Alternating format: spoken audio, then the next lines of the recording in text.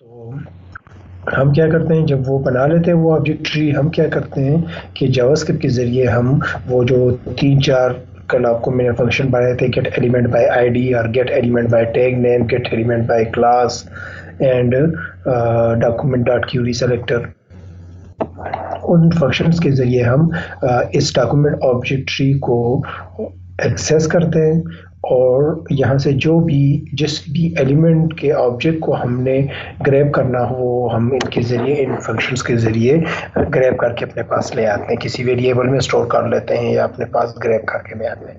अब उसके बाद हम इसके ऊपर क्या करते हैं, कोई इवेंट अप्लाई करते हैं, ताकि इवेंट क्या है, कोई भी एक्शन जो यूज़र इन एलिमेंट के ऊपर अप्लाई करेगा ना, या सिस्टम कोई एक्शन परफॉर्म करेगा, तो कोई भी एक्शन जब हम उसको डिफाइन करते हैं तो वो एक इवेंट बन जाता है। ठीक है, तो हमारे पास डिफरेंट किस्म के इवेंट्स जो है ना वो जावास्क्रिप्ट में अवेलेबल हैं। हमने जिस तरह कल पिछले कुछ पढ़े थे कि हमारे पास ऑन क्लिक का एक इवेंट है कि जब हम क्लिक करें, सिमिलरली ऑन माउस ओवर का एक इवेंट है, ऑन माउस एंटर का एक इवेंट है, हमारे पास की प्रेस का इवेंट है, की अप का इवेंट है, की डाउन का इवेंट है, अनलोड का इवेंट है जब आपका पेज लोड हो। तो इस तरह पूरी एक इवेंट्स की आप हमारे पास एक पूरी एक लिस्ट अवेलेबल है। तो आप अपने रिक्वायरमेंट के मुताबिक कोई भी इवेंट्स आप उस HTML एलिमेंट पे लगा सकते हैं। अब ये इवेंट जब कॉल होगा, ये जिस तरह ऑन क्लिक है, तो जब हम उस पर क्लिक करेंगे, अगर फॉर एग्जांपल किसी बटन पे मैंने ऑन क्लिक का इवेंट लगा दिया है, तो जब मैं उस बटन पे क्लिक करूंगा तो उसके अगेंस्ट क्या होगा, क्या ब्राउज़र सिस्टम जो है ना, ब्राउज़र मुझे क्या रिस्पॉन्स देगा, हमारा वेब पेज क्या रिस्पॉन्स देगा, तो उसको हम कहते हैं इवेंट हैंडलर। इवेंट हैंडलर क्या है? Function that represent response to an event. कोई भी ऐसा कोई फंक्शन जो इस इवेंट के अगेंस्ट रिस्पॉन्स करेगा, तो हम वो उसके अगेंस्ट डिफरेंट फंक्शन बनाते हैं। फिर उस इवेंट के अगेंस्ट जब वो इवेंट अकर होता है तो वो फंक्शन कॉल होता है, फंक्शन को हम इवेंट हैंडलर कहते हैं। ठीक है, तो ये इवेंट हैंडलर जो है, ये फंक्शन जब किसी इवेंट को हम असाइन करते हैं तो इसको हम कहते हैं रजिस्टरिंग एन इवेंट हैंडलर। अब ये event can be something the browser does in HTML event। क्या हो सकता है? कोई something browser does, for example browser जब लोड होता है, और समथिंग अ यूज़र डज, या यूज़र कुछ करता है, जिस तरह यूज़र क्लिक करता है, माउस ओवर करता है, कीपैड प्रेस करता है, की पे कोई की प्रेस करता है एंड सो ऑन। तो इस तरह के ये इवेंट्स हैं, या सम एग्जांपल इवेंट्स जो है, for example a web page finish loading, जब वो लोड हो जाए तो अनलोड का इवेंट हम लगा देंगे। जैसे ही पेज आपका फिनिश लोडिंग हो जाए तो ये इवेंट अकर हो गया, उसके बाद कुछ काम करो। अक्सर आपने देखा होगा कि जब आप किसी वेबसाइट को विजिट करते हैं, जब वो वेबसाइट फुली लोड हो जाती है ना, तो एक सेकंड बाद या डायरेक्ट जो है आपको कोई पॉपअप विंडो आ जाती है, आपको कोई पॉपअप मैसेज डिस्प्ले हो जाता है, तो वो ऑटोमेटिकली खुद ही, आपने कुछ भी नहीं किया होता, वो आपको डिस्प्ले करवा देता है। तो ये क्या करता है, ये आपके पास कोई एनिमेशन स्टार्ट हो जाती है, ठीक है, लोड होने के का बाद। तो ये क्या है, ये तमाम ये जावास्क्रिप्ट के जरिए उन्होंने ऑन लोड के इवेंट के अगेंस्ट इस तरह लगाया होता है कि जैसे ही बॉडी पूरी लोड हो तो ये चीज़ स्टार्ट हो जाए। ठीक है, HTML input field has change. जब आप कोई फॉर्म फिल करते हैं तो आपने देखा होगा जिस पे फोकस होता है तो अक्सर उसका बैकग्राउंड कलर चेंज हो जाता है उस फील्ड का। कोई आपके पास बड़ा फॉर्म होता है ना, तो जैसे ही आप जिस फील्ड पे आप फोकस करते हैं ना, तो उसका बैकग्राउंड कलर ये लाइट ग्रे हो जाता है, ऐसा चेंज हो जाता है, या रेड हो जाता है, या उस पर कोई एरर गलत डेटा एंटर करते हैं आप, तो वो क्या होता है कि उसका बैकग्राउंड रेड हो जाता है। ये जो आपने ये डिफरेंट जो इफेक्ट देखा होगा कि जब आप कोई इस तरह काम करते हैं और आपको ब्राउज़र ऑटोमेटिकली कोई रिस्पॉन्स एनिमेशन की कोई CSS वगैरह कोई चेंज हो जाती है उसकी, तो वो काम है। जब आप किसी बटन पे क्लिक करते हैं, when event happen you may want to do something, JavaScript let you execute code when event are detected। तो JavaScript क्या करता है, आपको ये फंक्शनलिटी प्रोवाइड करता है कि किसी इवेंट के अगेंस्ट आप कोई फंक्शनलिटी डाल सकते हैं, कोई एक्शन परफॉर्म कर सकते हैं। जनरल फॉर्म क्या है आपकी कोई भी इवेंट रजिस्टर करने का? तो जनरल उसका जो सिंटैक्स है वो कुछ इस तरह कि आपके पास कोई HTML एलिमेंट होगा, कुछ भी हो सकता है, जिस तरह आप एग्जांपल्स में करते रहे कि बटन के ऊपर, तो उस HTML एलिमेंट का नाम, या किसी हेडिंग के ऊपर, किसी पैराग्राफ के ऊपर, किसी भी HTML एलिमेंट के ऊपर आप कोई भी इवेंट लगा सकते हैं।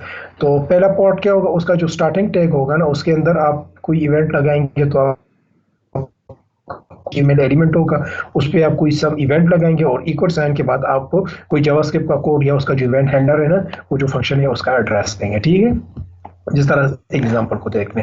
एग्जांपल में क्या है, एचटीएमएल एलिमेंट हमारे पास बटन है, इवेंट हम जो रजिस्टर कर रहे हैं वो ऑन क्लिक है, और इक्वल टू आगे फिर डबल सिंगल कोड के अंदर हमने क्या जावास्क्रिप्ट का कोड लिखा हुआ है कि जैसे ही मैं इस बटन पे क्लिक करूंगा तो ये वाला कोड एग्जीक्यूट होगा। इधर आप डायरेक्ट कोड भी डाल सकते हैं या फिर कोई फंक्शन भी डाल सकते हैं, वो फिर वो फंक्शन इसके अगेंस्ट कॉल हो जाएगा। ठीक है, ये उसकी एग्जांपल है।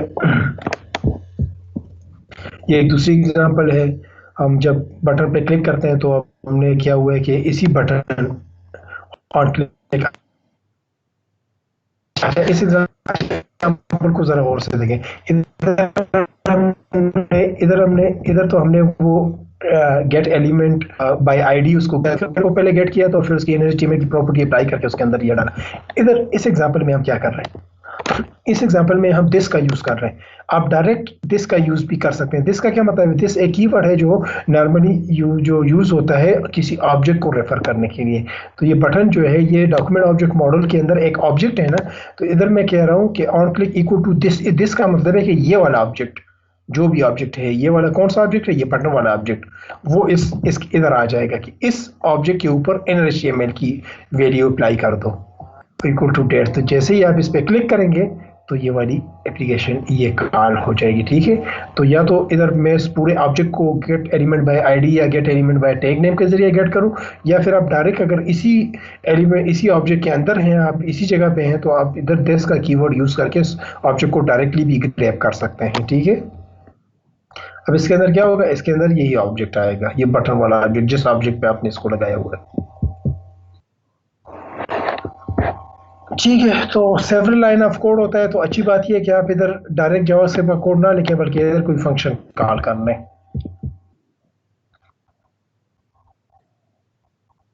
जिस तरह इस एग्जांपल में देखिए, ऊपर फंक्शन की है और इस डिस्प्ले के फंक्शन के अंदर हमने फिर ये पी का जो टैग है, ये पी का जो टैग है, ये पैराग्राफ है, इसको गेट किया है और इसके अंदर हमने क्या एक डेट को डिस्प्ले करवाया। तो जैसे ही आप इस बटन पे क्लिक करेंगे तो आपको नीचे इस पैराग्राफ के अंदर डेट डिस्प्ले होके आ जाएगी। ठीक है, ये हमारे पास एक चंद इम्पोर्टेंट जो मशहूर किस्म के इवेंट्स हैं उनकी एक कुछ मैंने इधर बता दिए हैं आपको। बाकी जो सारे पूरी जो लिस्ट है वो आपको W3 स्कूल पे मिल जाएगी, आप या नेट पे किसी और रिसोर्सेज से आपको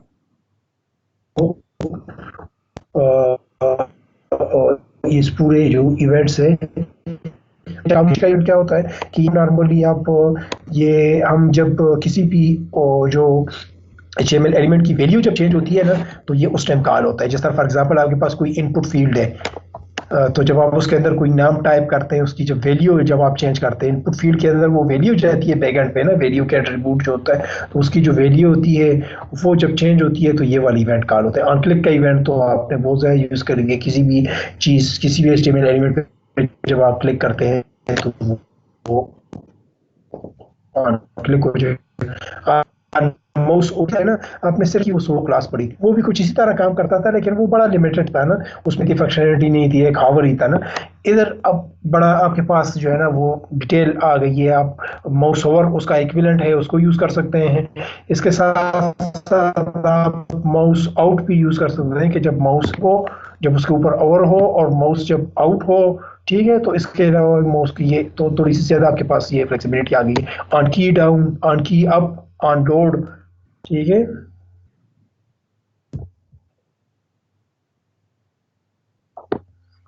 तो इन हैंडलर के ज़रिए हम इस ज़्यादातर ये जो इवेंट हैंडलिंग है ये हम फॉर्म वैलिडेशन में यूज़ करते हैं। वहाँ पे भी things that should be done every time a page load, things that should be done page close. ठीक है, तो ये तमाम एक्शन हम इधर इसके ज़रिए हम कर सकते हैं। ये माउस के इवेंट है, ऑन क्लिक का इवेंट है।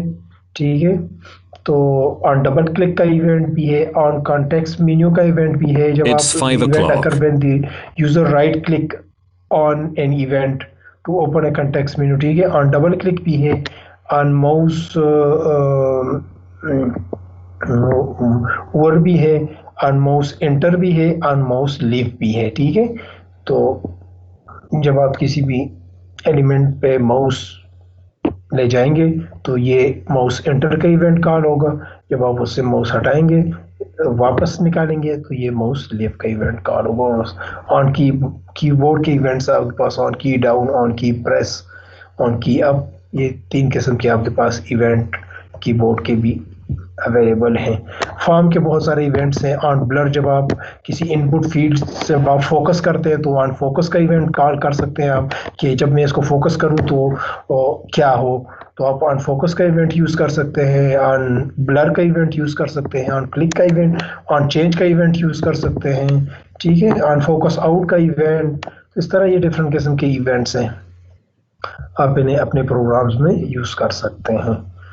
ठीक है, there are 2 types of event they can be use to trigger scripts. एक आपके पास विंडोज के इवेंट्स हैं which occur when something happen to a window. For example page load हुआ, अनलोड हुआ, फोकस हुआ, मूव हुआ और अवे फ्रॉम द फ्रेम। तो ये और यूज़र इवेंट्स हैं, जिस तरह यूज़र जो है ना वो कोई माउस या कीबोर्ड के इवेंट है, क्लिक करता है, तो ये डिफरेंट किस्म के इवेंट्स हैं। ठीक है, तो most common user onload, on unload, on click, mouse, ये यूज़र के सारे इवेंट हैं।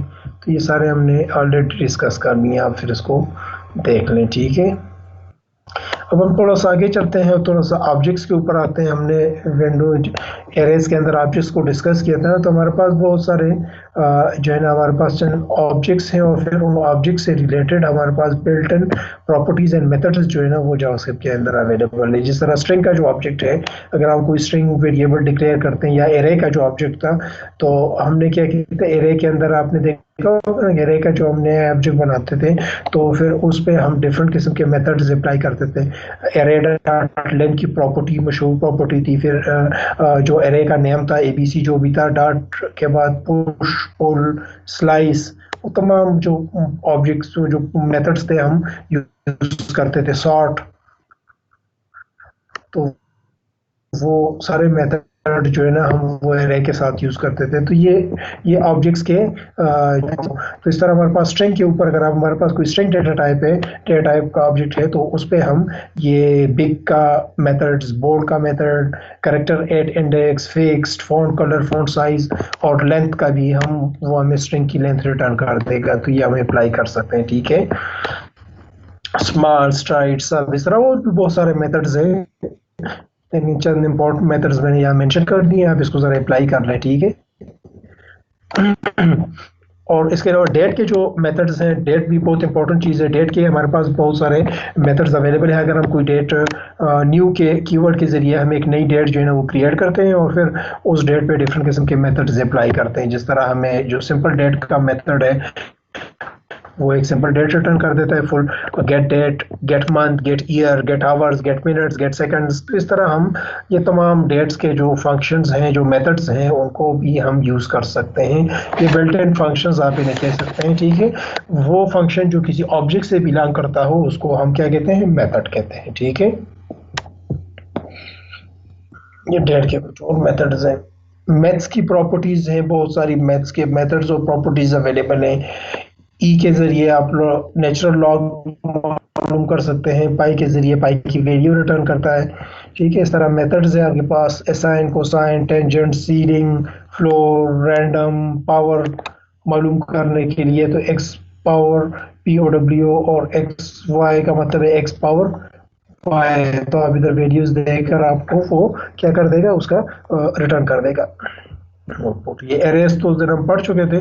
इसके जो हमारे पास जो मेथड्स हैं, कनकेट का मेथड है, जॉइन, रिवर्स, स्लाइस, सॉर्ट, तो ये तमाम बिल्ट इन मेथड्स हमारे पास अवेलेबल है। ठीक है, विंडोज़ के प्रॉपर्टीज़ एंड मेथड्स हैं। अलर्ट आप कर चुके हैं, इस तरह कन्फर्म भी आप कर चुके हैं, focus, forward, home, move to, print, prompt. तो प्रॉम्प्ट का फंक्शन हम बहुत ज़्यादा यूज़ किए हैं, यूज़र से जब इनपुट लेते हैं तो ये तमाम विंडोज़ के फंक्शन, विंडोज़ ऑब्जेक्ट के फंक्शन भी इसीलिए हम लिखते थे विंडोज़ डॉट अलर्ट। आपको ख्याल होगा ना, मैं खाली अलर्ट भी यूज़ करता था, लेकिन अक्सर जो है ना जो प्रॉपर राइटिंग है तो वो विंडोज़ डॉट अलर्ट। इसका मतलब है विंडो के ऑब्जेक्ट का ये मेथड है अलर्ट, जो एक बटन मेथड है जिसको हम कॉल कर रहे हैं। इस तरह विंडोज़ डॉट कन्फर्म, अगर आप इसे अकेला भी लिखते थे तो तब भी काम करता था, क्योंकि ब्राउज़र खुद ब खुद पहचान जाता है कि ये इसी ऑब्जेक्ट का जो है ना वो मेथड है। गाइडलाइंस है किस तरह केस सेंसिटिव है, ख्याल रखें केस का, ब्रैकेट्स का ख्याल रखें, स्मॉल कर्ली ब्रेसेस, इसके अलावा जो सेमी कॉलन कॉलन, तो इन चीज़ों का आप ख्याल रखें। जावास्क्रिप्ट की हर स्टेटमेंट सेमी कॉलन से एंड होती है, ठीक है। अगर एज इट इज़ कोई चीज़ डिस्प्ले करवानी है तो डबल कोट्स के अंदर या सिंगल कोट्स के अंदर इसको आप रखते हैं। तो ये जावास्क्रिप्ट के चंद गाइडलाइंस हैं। डेटा टाइप्स जो यूज़ होते हैं पहले भी हम डिस्कस कर चुके हैं, नंबर है, स्ट्रिंग है, बूलियन है, नल है और अनडिफाइंड, ठीक है। तो नंबर जो जिसमें तमाम किस्म के नंबर्स आ जाते हैं, स्ट्रिंग जिसमें इन alphabet, number, space, punctuation, the list of characters जितने भी है तमाम इंक्लोज इन कोटेशन मार्क, जो हम कोटेशन मार्क ये जो काम है इसके अंदर अगर हम किसी चीज़ को बंद करते हैं तो वो क्या बन जाती है, वो स्ट्रिंग डेटा टाइप बनेगी। बूलियन आपके